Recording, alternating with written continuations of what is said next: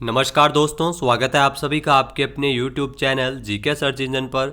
राजस्थान विशेष की इस क्लास में हम बात करेंगे राजस्थान के कला एवं संस्कृति से राजस्थान की प्रमुख जनजातियों के बारे में। इससे पहले पार्ट फर्स्ट में हम लोगों ने भील और मीणा जनजाति के बारे में पढ़ा था, तो हम आगे की जनजातियों के बारे में चर्चा करने वाले हैं। PDF फाइल आप वीडियो के डिस्क्रिप्शन बॉक्स से डाउनलोड कर सकते हैं। तो चलिए स्टार्ट करते हैं राजस्थान की कला एवं संस्कृति की स्पेशल क्लास, जो आने वाले एग्ज़ाम के लिए हेल्पफुल रह सकती है। सबसे पहले अगर दोस्तों बात की जाए गरासिया जनजाति की, तो गरासिया जनजाति जो जनसंख्या की दृष्टि से मीणा और भील के बाद में राजस्थान की तीसरी सबसे बड़ी गरासिया जनजाति है। राजस्थान के अलावा लोग गुजरात राज्य के साबरकांठा और बनासकांठा जिलों में भी निवास करते हैं। राजस्थान के अधिकांश गरासिये सिरोही, जहां पर इनकी संख्या 1.52 लाख है, उदयपुर 1.4 लाख जिलों में निवास करते हैं। सिरोही और उदयपुर में गरासिया जनजाति निवास करती है। ताड़ना विवाह, जी हाँ, गरासिया जनजाति में ताड़ना विवाह, जिसमें गणगौर मेले से लड़का और लड़की को भगाकर ले जाता है। तत्पश्चात पंचों द्वारा निर्धारित दापा, जिसमें वधु मूल्य है वो होता है। दापा किसे कहा जाता है? वधु मूल्य को वर पक्ष है वो चुकाता है, दापा चुकाता है वर पक्ष के द्वारा, तो इसे ताड़ना विवाह कहा जाता है। इसके अलावा गरासिया जनजाति में जो विवाह की प्रोसीजर मोरबंदिया विवाह, जिसमें ब्राह्मण की उपस्थिति में मोर, जिसे मोड़ भी कहते हैं, वो बांधकर चौरी में फेरे लेकर विवाह करना मोरबंदिया विवाह कहलाता है। गरासिया जनजाति में राजस्थान पुलिस में साल 2013 में क्वेश्चन पूछा गया था।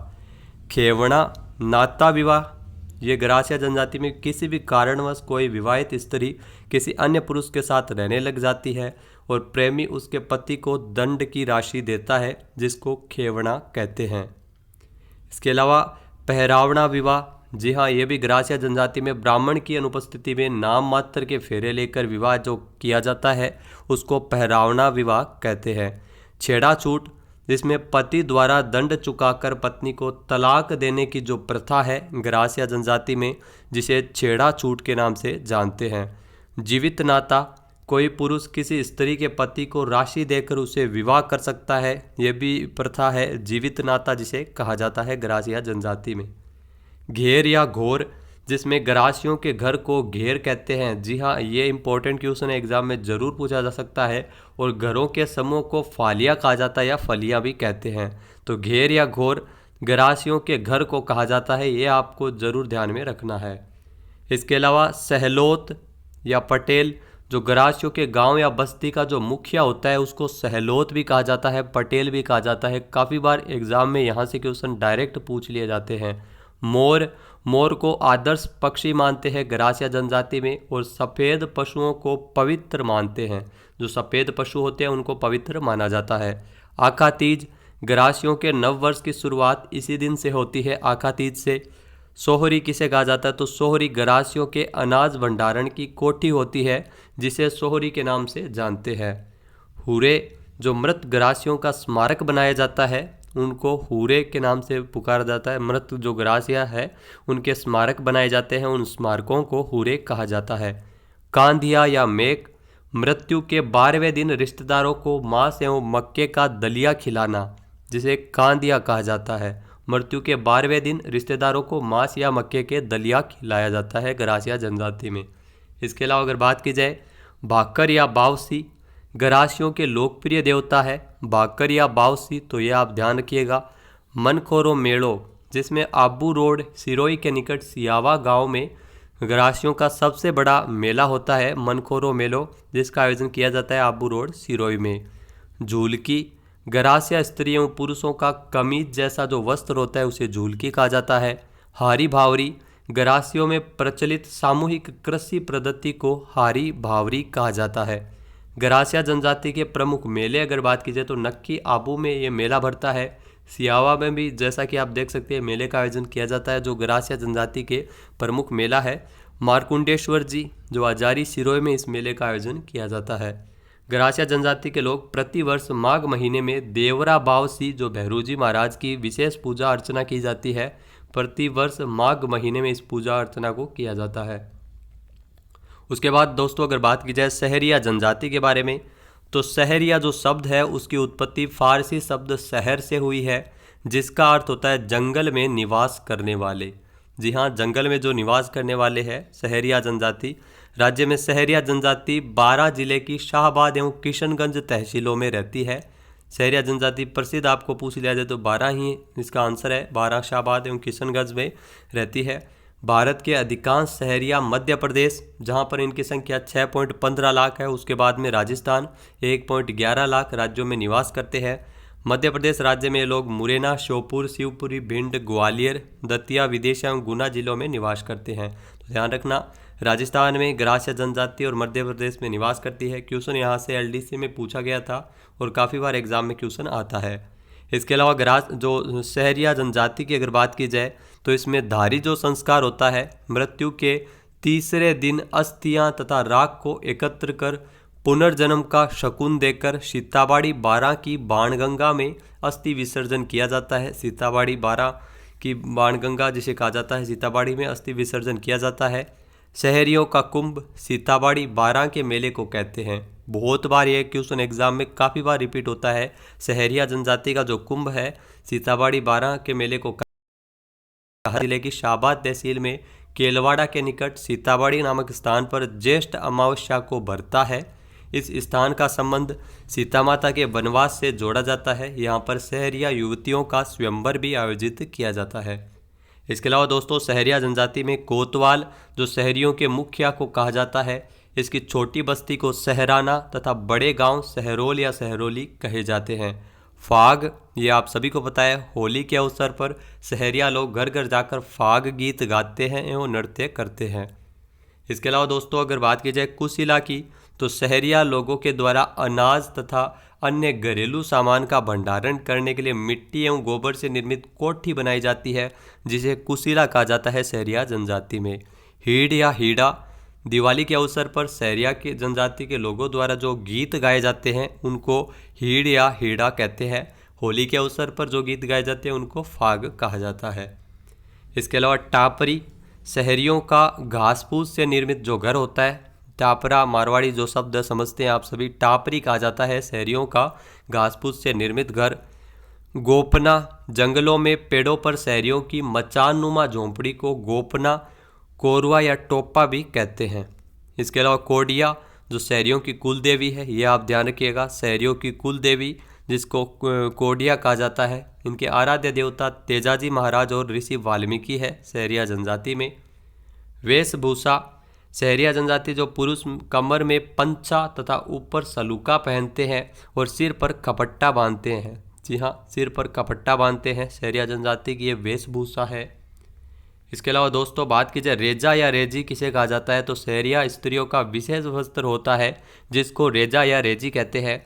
गोदना, सहरिया महिलाएं गोदना गुदवाती है किंतु पुरुषों के लिए वर्जित माना जाता है। टैटू इसको बोल सकते हैं। गोदना जो सहरिया महिलाएं गुदवाती है, पुरुषों के लिए इसे वर्जित माना गया है। लेंगी या लहंगी, सहरिया पुरुषों के गैर नृत्य को लेंगी कहा जाता है। सहरिया पुरुषों के गैर नृत्य को लेंगी कहा जाता है। सर्वाधिक लिंगानुपात 997 है। डामोर जनजाति में पाया जाता है। शिशु लिंगानुपात 1011 है। जी हाँ।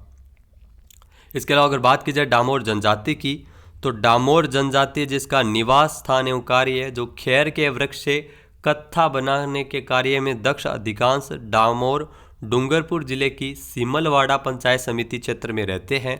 कुछ डामोर बांसवाड़ा और उदयपुर जिलों में भी निवास करते हैं। तो उदयपुर, डूंगरपुर, बांसवाड़ा जो डामोर जनजाति है यहाँ निवास करती है। मुखी किसे कहा जाता है, जो डामोर जनजाति का मुखिया होता है, मुखिया मुखी जिसे कहते हैं। चाडिया, होली का उत्सव को डामोर जनजाति चाडिया के नाम से पुकारती है। गहने, डामोर पुरुष की स्त्रियों की भांति गहने पहनने के शौकीन होते हैं। पुरुष भी शौकीन होते हैं, स्त्रियों की भांति गहने पहनते हैं। इसके अलावा अगर बात की जाए झेला बावसी का मेला, जो गुजरात राज्य के पंचमहल जिले में भरने वाला है, यह मेला डामोर जनजाति का प्रमुख मेला है। गुजरात में इस मेले का आयोजन किया जाता है, झेला बावसी का मेला। इनका मुख्य व्यवसाय कृषि होता है। इसके अलावा जो एकाकी परिवार, जिसमें डामोर जनजाति में संयुक्त परिवार नहीं होते हैं, एकाकी परिवार होते हैं, अलग अलग रहते हैं। राजस्थान की जनजातियों में सर्वाधिक लिंगानुपात 997 डामोर जनजाति में पाया जाता है। शिशु लिंगानुपात 1011। इसके अलावा अगर बात की जाए कथोड़ी जनजाति, जिसे कटकारी जनजाति भी कहते हैं, कथोड़ी जनजाति ये खेर के वृक्ष से कत्था बनाने में दक्ष होती है। यह जनजाति जिसे कथोड़ी के नाम से भी जानते हैं। महाराष्ट्र मूल की ये जनजाति उदयपुर जिले में रहती है। उदयपुर जिले में रहती है। इसे एक बोहरा व्यापारी द्वारा महाराष्ट्र से लाकर यहाँ पर बसाया गया था।